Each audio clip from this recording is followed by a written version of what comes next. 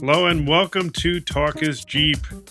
I am Art Aldridge. I'm joined with Tom Chartrand. Hey, Art. How you doing? It's been a long while. It's been a while, yeah, but glad we're getting back to Jeeping season. For me, especially getting ready to hit some beaches and, maybe dig some stuff up here or there. We'll see. It's been a little while since we had our last Jeep trip. Yeah. Our last Jeep trip was in Moab, Utah, Right. in October of 24. We'd actually recorded a podcast, not a video podcast, just because of the timing. Right. But we had recorded a podcast right after the event, just to keep it kind of fresh and keep it in the mind, accurate. Yeah. And then we had some technical issues, and so we couldn't use it. And I wanted to get back to it because we actually, met some good people there. And I actually recorded some interviews with people over Zoom who were at the event. So it wasn't just my voice and your voice. Awesome. I think that's great because we had a really diverse cross section of Jeep enthusiasts on that trip because, it was such a micro organism of a Jeep Jamboree. It was really cool meeting some people that were just so enthused by such a special event. I mean, I will say this at all of the events that I've been to, and I've probably been to, I don't know, 15 or 20 Jeep Jamborees over the last 5-6 years, you do meet really great people.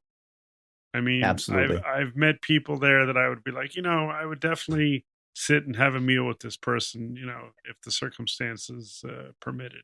Absolutely. The Moab Odyssey trip, if you're not familiar with it, it's one of the Jeep Jamboree Signature events, and that means it's got some special features.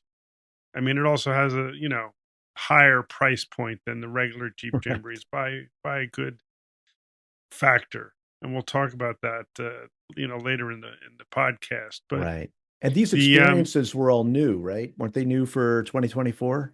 Yes, the one that we went to was the first event. I don't know if that was the first year they did signature events or not. I don't recall. Okay, but this was the first Moab Odyssey, they're calling it. Right. And so when I saw the posting and the fact that it was being hosted by the YouTuber Fred Williams, I was just like, wow, this is going to be a great trip because to me, he's an interesting personality. If you don't know him, which I was actually surprised that most people on the trip didn't know who he was. Let's hear from Jamboree participants, Peter and Julia from Canada. We told our kids that we were going to Moab on this Jeep Odyssey, and they were green with envy to start with, and we said, well, it's going to be hosted by Fred Williams, and my son-in-law's face just dropped.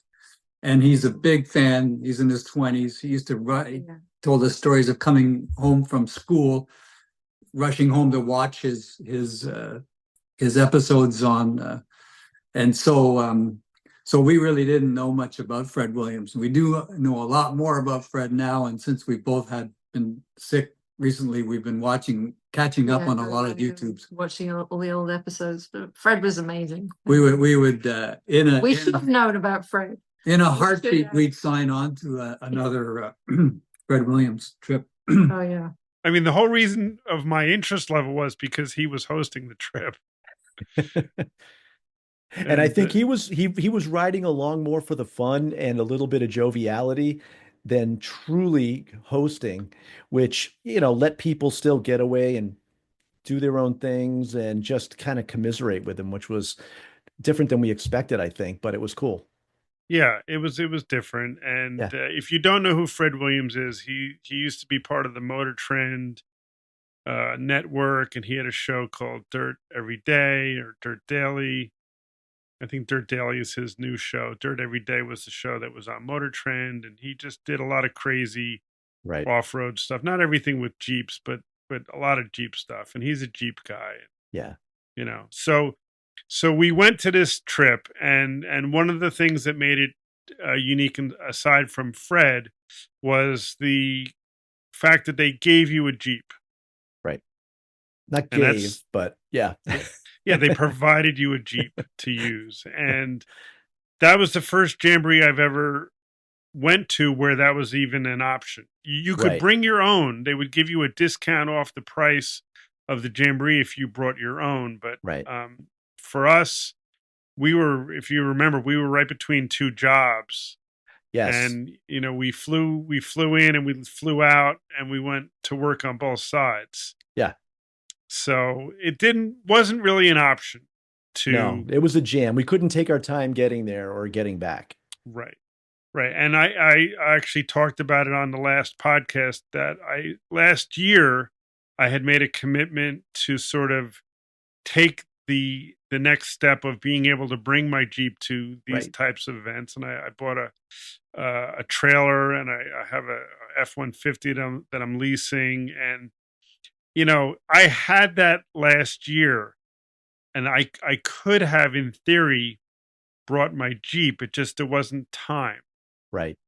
There wasn't time to do it. So I wasn't sure how that part of the trip would be. I mean, we didn't really have a choice. Wanted to do the trip, so we did the trip as it was. But I was a little hesitant about, using like a rental Jeep, so to speak.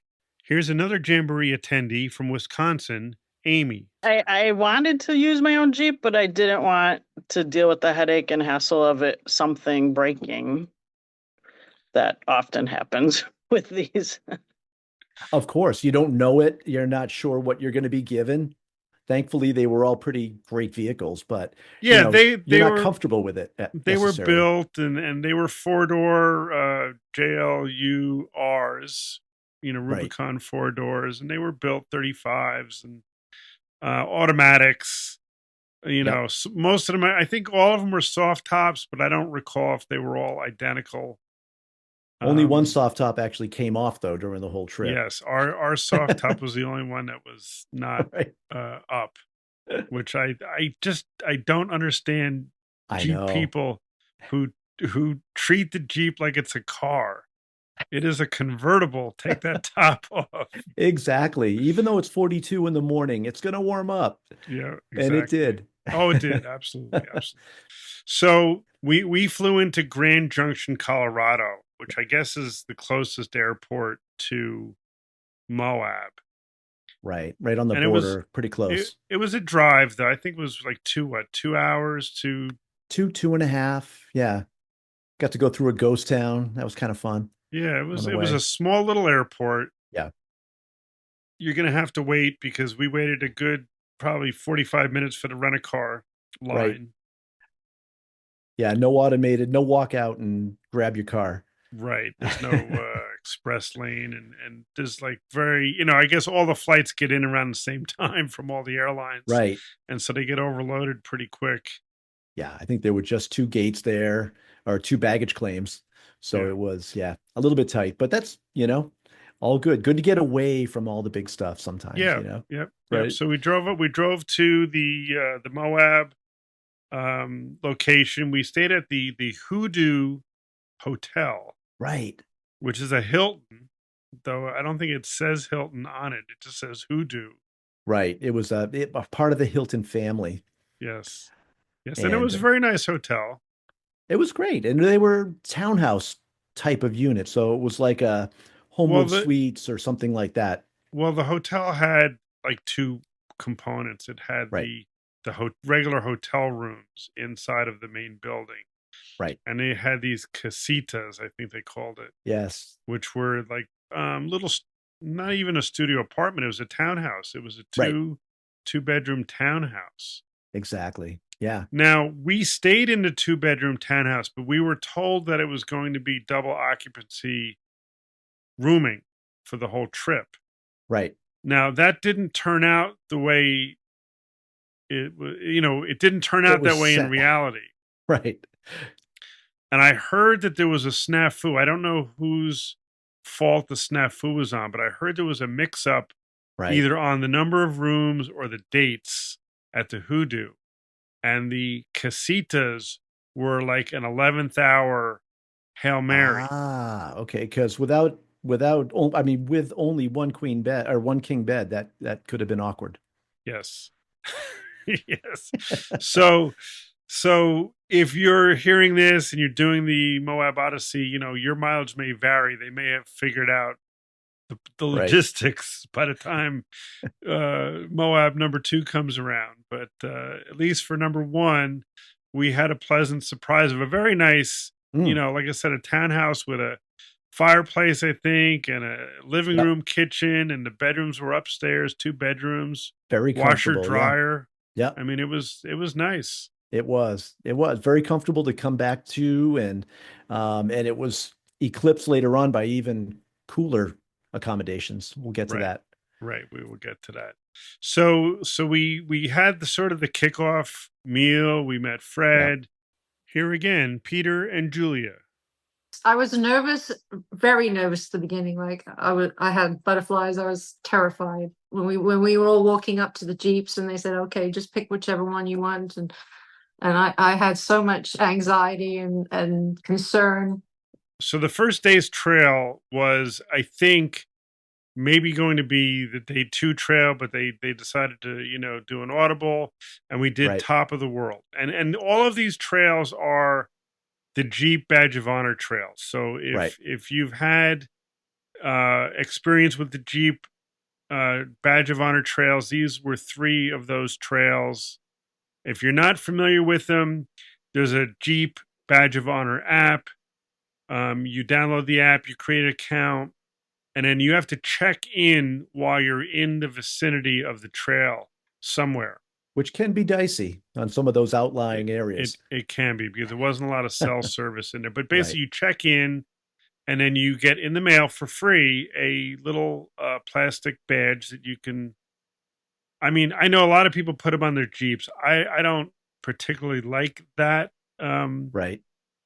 GAC, I think, is the term on my Ooh. Jeep. That GAC. All right, all you kids. Yeah, I think I don't know what I'm going to do with I have a few badges, because we got one out in Drummond Island. We got Drummond a Island, badge right. of honor badge, but I'm not going to put mine on my Jeep. I may put them in a picture frame or some kind of a thing. I don't know. Sure. How do you guys out there feel? Like, do you put the Badge of Honor trail badges on your Jeep? Do you like to show that off? Is that your flex? I guess What do you I mean, think?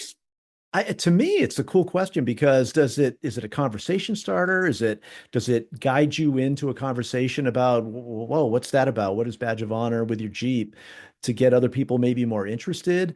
And I know my Jeep didn't make that climb, but we did together. So I don't know. I see it more of a conversation starter, and it's not, I wonder. So yeah, what do you guys think?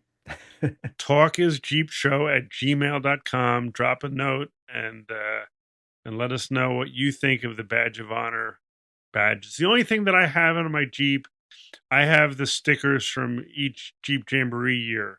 Right. And so I just have a little strip of, I missed one year where all the jamborees I signed up for, I had to cancel because of work. Exactly. So I have one year that I'm missing, but I've lined them up on my front quarter panel. There you go. But I don't think I want to do more than that. Gotcha. And in defense of anybody's, opinion, your Jeep is such a personal thing, and that's why I love looking at Jeeps that do so many different crazy things. You might see 100 ducks on a dash and be like, oh my God, what? And different stickers, and, it's an opportunity for somebody to really make their Jeep their own. And I think that's part of the beauty of owning a Jeep. Yeah, absolutely. Yeah. Again, and it's not everyone's cup of tea. So, yeah. But anyway, getting back to the trails. So Top of the World, the trail itself wasn't very technical. It wasn't, I mean, the visuals out there are stunning. We were commenting just on the drive in from Grand Junction. It's just this epic canyon walls and rivers, and just, scenery that goes on forever. And that was awesome. Right. And you get that on all of these trails, but the technical part of the Top of the World Trail wasn't really much. Well, there were some, looking back at some of those pictures, there were some, neat little, inverted climbs. And in defense of the guides, with the rental Jeeps from twistedjeeps.com, they provided us some great vehicles. They didn't want to take a chance of doing damage too. So that was one thing that was, it would have been great to take some tries and do some more challenging things, but they didn't want to take a chance to damage the rental vehicles. So I get that Right. too. I remember one of the guides telling us that, there's some restrictions on which trails you can run in Ah, Moab with a rented Jeep.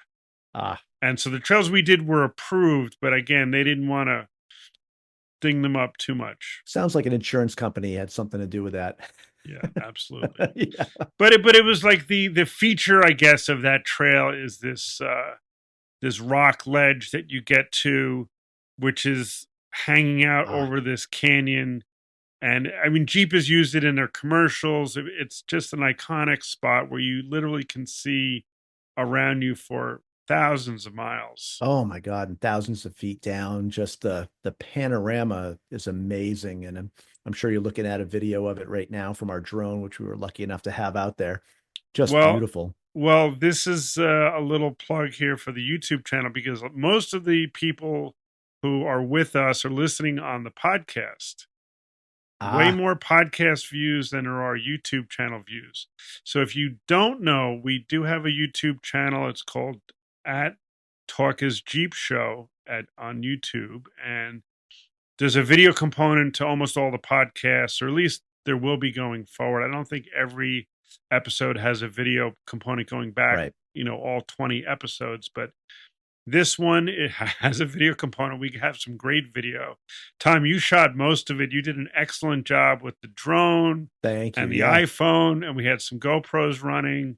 Yeah, oh yeah, all of that. It was fun switching it all, and we had a mishap with one of the drones. So If you're listening and you're curious, go head over to YouTube and check out the YouTube channel. The scenery out there was beautiful, and yeah. that top of the world ledge, we spent a fair amount of time there. They obviously, if you brought your own Jeep, they would let you put your Jeep out on the ledge and then take pictures. Right. Because most of us had rentals. There was only one or two people, I think, that had their own Jeeps, Yes. Yeah.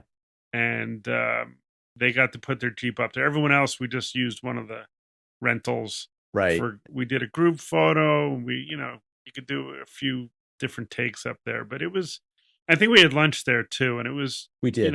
it was epic. I mean, the views were epic, but They I were. think It was a long overall drive up there. it was, and the overall trail. I do remember, as you're saying it, we'll show some of the stuff. There were a couple of technical, I mean, Yeah. my driving, it didn't really seem too hard. I know a few people had some trouble on some of the obstacles, but if you followed the line and yeah, I mean, I guess there was no way to know really everyone's level of experience Right. in driving. And so But the being guides, being a passenger with you over the years, I know you're willing to take some chances that other people may not, and you come out on top, 98% of the time. oh, look at So I know this. it was frustrating because you'd see something, and I remember looking at your eye like, oh, I want to go there. But overall, and you'll see looking back at it that it was a really, really cool trail and definitely worth the journey. I'm looking at some of the pictures now, and it was even nice seeing a few really nice lifted TJs because that's my soft spot, with some nice lifts and 37-inch tires, and there were a lot of happy Jeepers out there. Once again, Amy. It seemed like, if you noticed, over the course of the 3 days, the 3 trails, day 1, everybody was stopping. They were getting us over all the obstacles. Day 2, they pedaled it back a little bit. And by day 3, what did he say? He's like, hey, if anybody needs us, just call. We're on the radio. And we were just jamming. Because I'm not saying can run out and do this by myself. That'd be stupid. But I felt confident in a group setting, to be able to look at the obstacle that was ahead and read it right, or watch the person in front of me. I'm like, yeah, I don't want to try that. I'm going to go a little around this way or that way instead. I felt good about the trails. Here again, Peter and Julia. Something I did like was that every trail we did was very different from the one before. Like, we didn't seem to be going over the same stuff, like they were all very, very different, like Top of the World and Steel Bender and Metal Masher. Like I didn't feel like we were repeating things. Day 2, we did Steel Bender. Right. And from what I remember, definitely a little more technical. Yes. Yeah. Steelbender was, I want to say that's the one we came in low. There was a lot of waterways we rode along, and just high arching walls on top, and we rode over some arches. Yes. And it culminated, I think, in this crazy drop that I had no desire to be a passenger or driver on. Well, that was the one where we stopped for lunch at the top of the obstacle, and everyone had a good hour to kind of stew over it. The problem with this one, And then, I mean, is you're being forced to go on the right edge as you come down, and if you can't stop for some reason, you're going over. Yeah. That's the problem with that, because you can't. I'm saying you can't come on driver. Right. You can't be driver, right? You have to be passenger on that rock. Jesus Christ. Right, and if you miss the if you miss the landing, if you don't stick the landing, you don't stick the landing. And this one's a beauty. oh my God. That was like, there was a pucker factor. The Yes. way the guys were talking about it, they wanted to put a tow line at the from the top. From the top. Yeah. On, especially if you had a 2-door, they wanted to put a tow line or a safety line on the Jeep just in case it wanted to go over. Yeah. Because you were definitely off camber. Oh, it was freaky. And there was no forgiving area that if you did go over, because you were just toppling over the end. So there was no bypass. And just shout out to the guides who really had good eyes on the ground and knew everybody's vehicle and kept an eye on everyone. Here again, Peter and Julia. I'll say that if we had been on our own and we had not been with guides, we wouldn't have had the nerve to go the places we went. So that was one of the I think great benefits, is it safely allowed you to extend beyond your comfort zone. And I mean, everyone was talking about that, all through lunch and even at dinner. That was sort of the big point of the day. It really was. And to give it a little perspective too, for people that are going to jump over to YouTube, you and I, we both work on the Iditarod up in Alaska too. And when you're in a plane or you're out in an area like this, the vast open unknown, your cameras just don't capture, and the drone didn't capture it, and the phones don't capture the expanse, the drop of what was going on that particular one. It's like, we can talk all we want about it, but until you're looking at it, oh my God, it just multiply times 100% the fear factor you get when you see those visuals. That's true. I mean, out of all the stuff that we film, all the time, sometimes video can't capture the reality of it. It always looks more tame. Right. Yeah, it doesn't, the pucker factor filter doesn't always come through. I do think though the day 3 trail, which was called Metal Masher, I think that was my favorite trail of the week of Moab. I mean, there's probably hundreds of trails. Right. And actually one of our participants that we became friendly with, Amy, she had a guidebook. There's a Moab off-road trail guidebook that I was never aware of. And she's very detail oriented, and her and her mom were out there on a road trip. And she had really done some research into it, and she let us look through the book, and it looks like, you could basically go out and do some self-guided Right. Jeep trips if you wanted to, though it's probably not recommended to do it alone.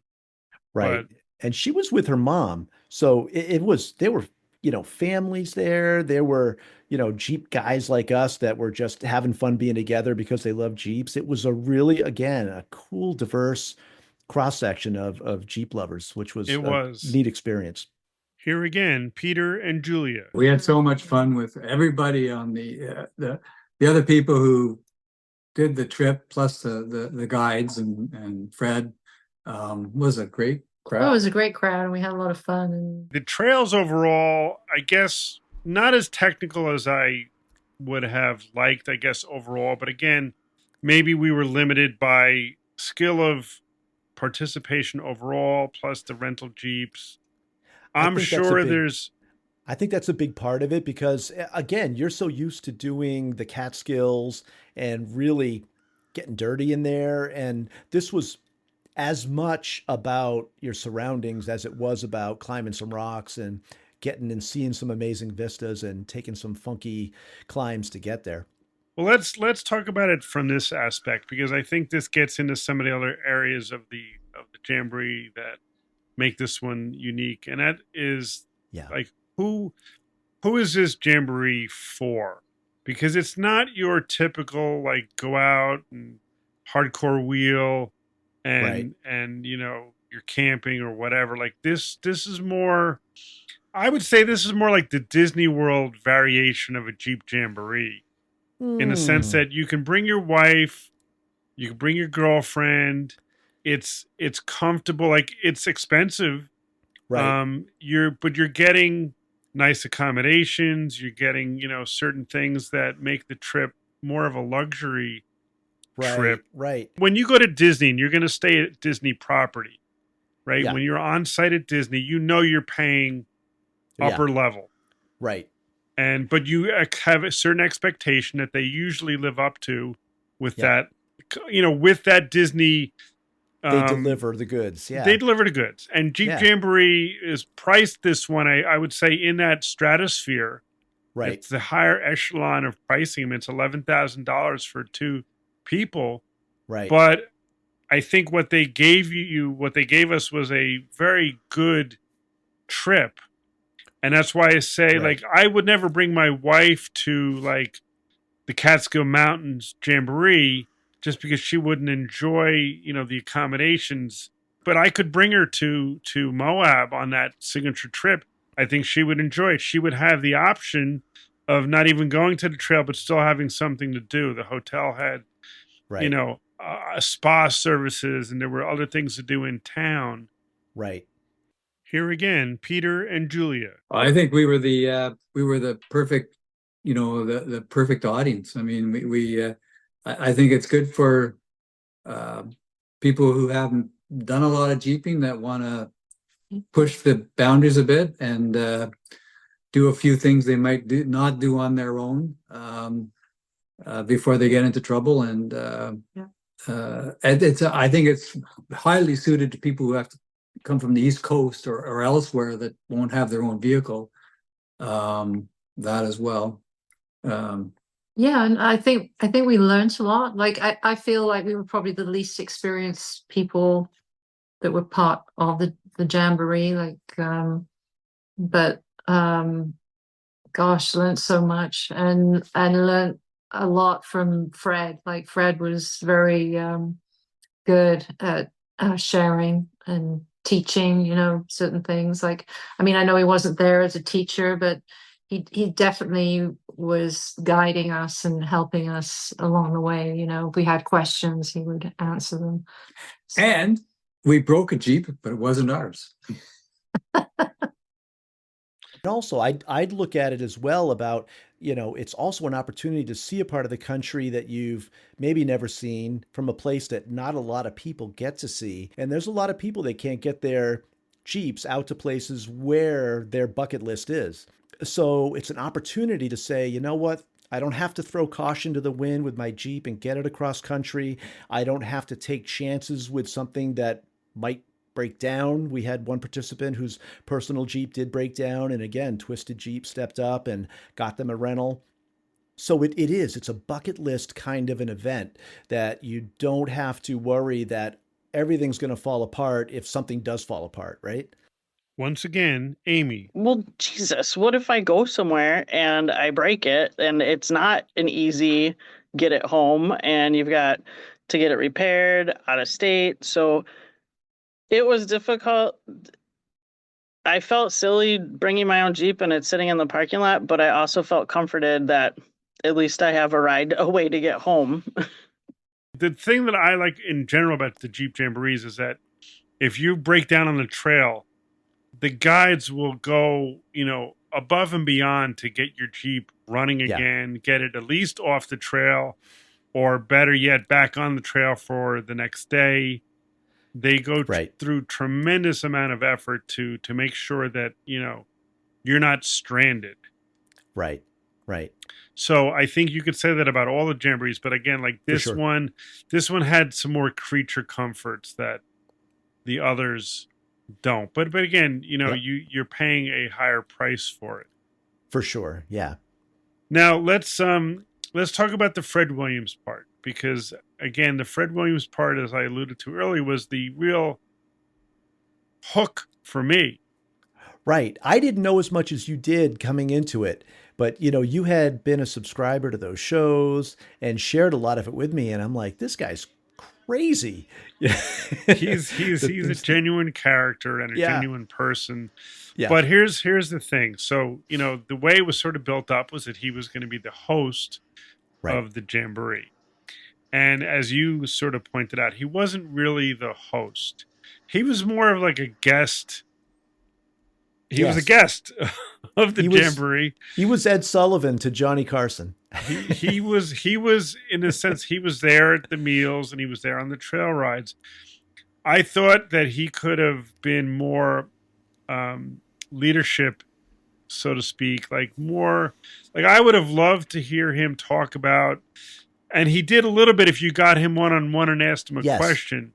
But as a group, I would have loved to, like, after dinner, to have a little Q&A or just talk about some of his experiences, his TV stuff, some of the crazy things that he's built or done with Jeeps.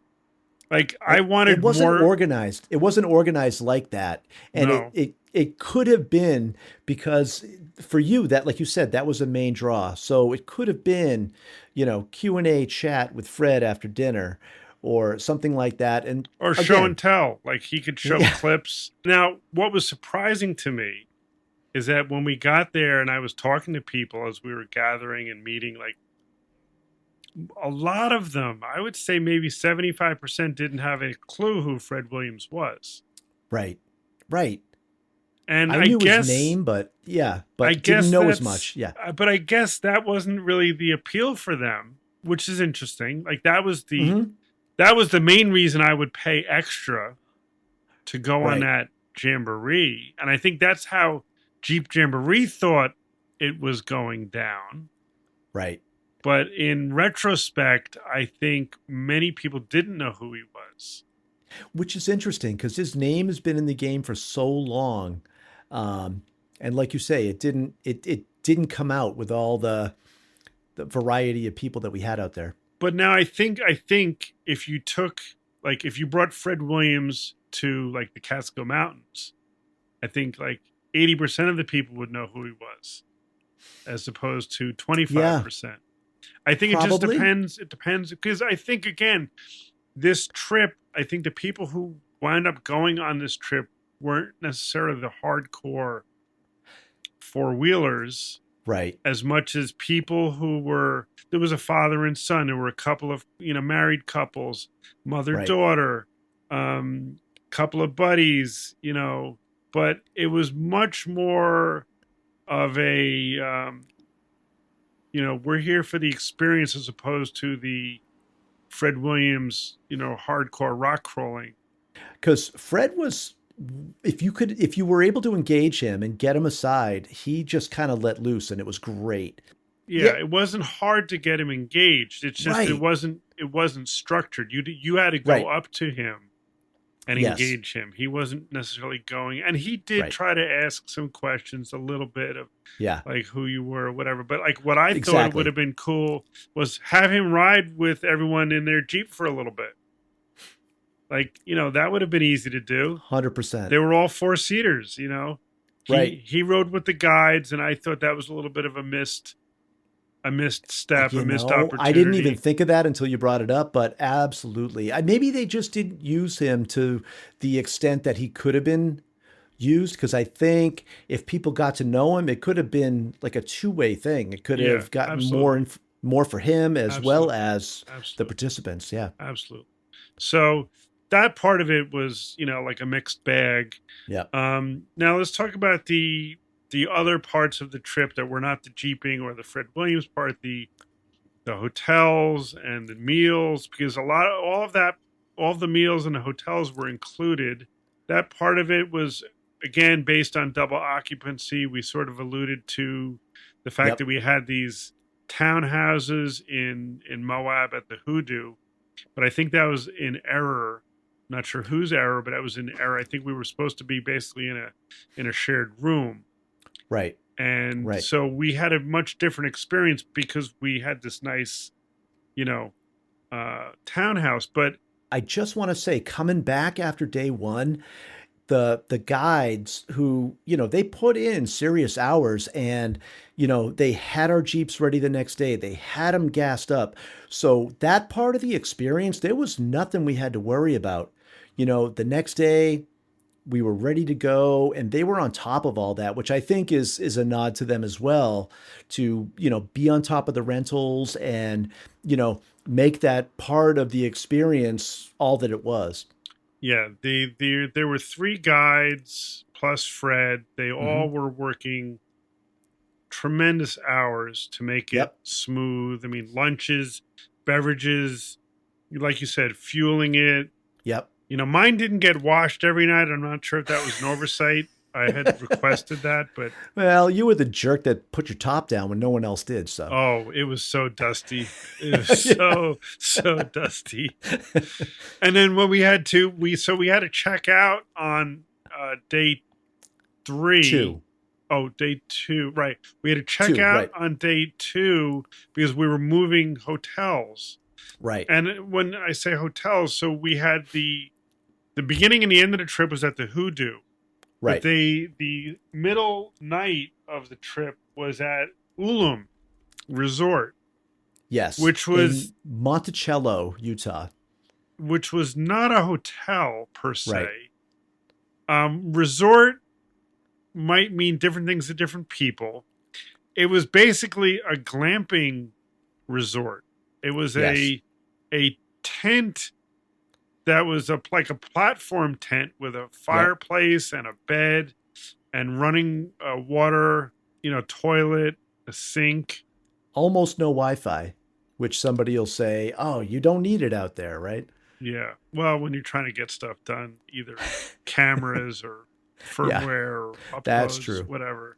But yes, but anyway, it was a great experience. Oh, it was beautiful. It really was. It was, I didn't expect it to be that neat because I don't camp. It's not my world, but being able to have a great dinner there, get good coffee in the morning and start your own fire, it really was a Disney type of experience. Again, we were supposed to have double occupancy.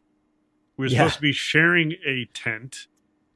And again, that would have been interesting because I don't think they had tents with doubles in them. Right.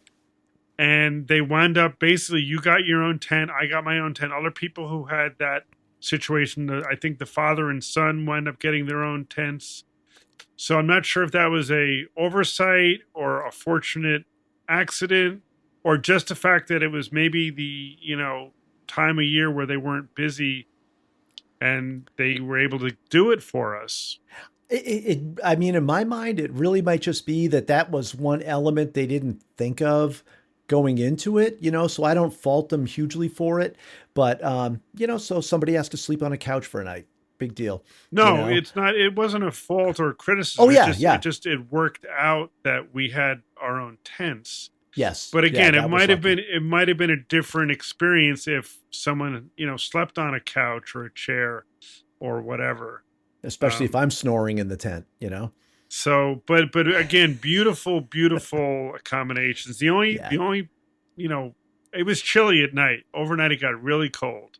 It did. And the fire goes out. I mean, I don't care how much raging fire you have when you go to sleep. It's only going to burn about 4 hours. No, and that canvas is only as thick as canvas gets. And so I remember having to get up about 3 a.m. and get the fire started again, which was, whatever. It was, an experience. I mean, it was beautiful, and I wish we had some more time, like to just, even take video. Like we just didn't have a lot of time. We were tired as it was. Once again, Amy. I kind of felt like when the morning came that we had to do the pack all of your stuff up because we're going to a different place, I was kind of like not excited about it. But when we got to Ulam and saw the accommodations and just the resort itself with all the tents, is that a yurt? I don't know if I would ever do this on my own, like intentionally, purposely book something at a place like this. So once we got there and I saw it, I was okay. And it wasn't that much of an irritation because we got the experience of doing that. But then also I felt like kind of cut short on that experience because we were out on the trail so long. And I was so excited to get up that next morning because the day before on Steelbender, we had ditched the drone. I was taking a shot. You were going up rocks next to a river. I hit a tree. It fell in the water. And for some odd reason, it worked throughout the day. And we were able to get all that great video of that crazy drop that we were going on. But that next morning, everything went to hell. And there was this great feature of the desert where there was a great big hole in the middle of this natural statue out there, and I wanted to fly through it and I couldn't get it to work, so we have no aerials from that area, but it was just such a beautiful area. It was the stars that night were very epic, and and I would say that the fact that was in the middle of the trip and it was very far out of the way. It was. It wasn't really close. Right. And so, granted, I enjoyed it, but I probably could have done without that experience just from a convenience standpoint. Right. I mean, if you bring some of the factor in, with people that want a different type of experience, it was cool. The food was great. The surroundings were amazing. Time of year, you definitely had those cold evenings and cold early mornings. And so I get that. But that's kind of nitpicking. I mean, it was nitpicking. Cool, right? I mean, but like when you look at the overall experience, it's like, wow, we got to see a lot. And this kind of brings me like to the last point, which is like obviously the cost, because the cost will deter a lot of people. And I get, look, there's a market for luxury in everything, right? There's a luxury market in every aspect of our lives. Some people can afford the luxury and some people can't. And, at the end of the day, if you have it and you want to do it, you'll do it. And they have people, I mean, they sold out the trip this year. They sold out the trip last year. People will pay it if they, think it's worth the experience. And at the end of the day, let's just say 5 years from now, 10 years from now, I'm not going to remember the money part. I'm going to remember the pictures and the videos and the memories from that trip, the people that we met. Like, I'm not going to remember the money part. So here again, Peter and Julia. It really felt like, in spite of the fact that it cost what it did, was that you were getting your money's worth. We didn't feel like we were getting gouged or hosed or at all. Once again, Amy. To me, the Moab price was because we were celebrating my birthday, my milestone birthday. Hadn't happened yet, but now I am 50. I guess it kind of, to me, that was the, not excuse, but you earned it. It's your Yeah, birthday. that was your This is your justification. birthday celebration. But so that way, when we were looking at the Iceland trip, I'm like, that's too much for just a regular vacation. And I said, why don't we put that on the back burner, maybe for when I retire, and we could see what kind of signature trip they're offering then, and do something like that then. So yeah, the price for it was not that expensive for Moab, but yeah, it was because we were doing it for a celebration. So, anything else that you remember or you want to share about the trip? The one thing I would say is there wasn't a lot of away time, and we made our own away time. So people, I think, would love to go somewhere. They want to experience something, and it was very segmented. And it might not be a bad thing to consider that, that last night we saw, oh my God, there's a barbecue place. Let's check it out. Want a little bit of time away, and we went out, had some very good, I wouldn't say it was the best, barbecue and a beer and just a little alone time to sort of explore where you are. And I think that's something that they could consider that might be a little bit of savings on people. Like, you don't have to provide every night for meals and things like that, because, it gives you a chance to explore and see things. Right. Well, maybe they could option out the package a little bit, like Yeah. you do it with the meals or without the meals. Like, I don't know Yeah. if it makes it harder for them or not. Right. I think they're about trying to make it simple on Yep. many fronts. So it's probably simpler to just have everybody in on the one plan. But like I said, I do think, there could be ways to make the trip cost less. I'm not sure they're necessarily interested in that. I would have liked to Right. seen some more difficult trails. Maybe I didn't need Yeah. the tent camping part of it. Like, I would have been okay just staying at the Hoodoo. But overall, great trip. I would definitely love to go back to Moab with my Jeep, Oh, yeah. and that will be something that I will be planning for maybe next year. We'll Oh, see. We'll see I'd how like my to hear cross that. country trip goes this I'd like to year. hear that for you. We'll have to see how that goes. But I think overall, the people that we met, the things that we saw, the experience as a whole was A plus. Absolutely. Stories shared, people that we met. It was just a cool experience to get outside of your own area and what you're comfortable with, and to experience that. So yeah. Here again, Peter and Julia. It was really nice and very personable, it was it didn't seem like it was them and us. It felt like we were all one unit, the whole, like a team, just all of us together, which was great. Yeah. All right. Well, until next time, I'm Art. I'm Tom.